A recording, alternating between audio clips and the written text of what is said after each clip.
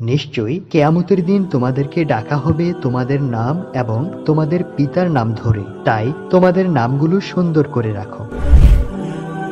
আসসালামু আলাইকুম।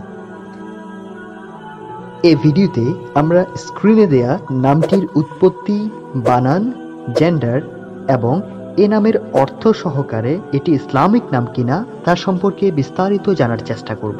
প্রথমেই আমরা জানব এ নামের উৎপত্তি সম্পর্কে।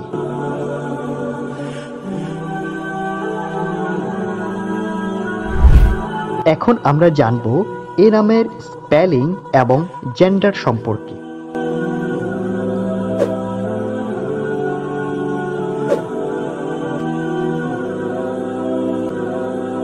এবার আমরা জানব এ নামের অর্থ সম্পর্কে।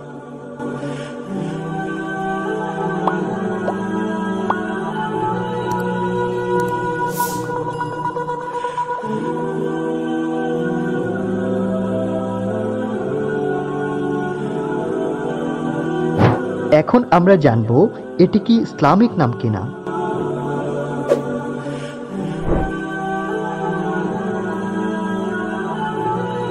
মুসলিম শিশুদের জন্য আপনি যে সকল নাম রাখতে পারেন সেই সমস্ত নামগুলির মধ্যে এটি অন্যতম উল্লেখযোগ্য একটি নাম।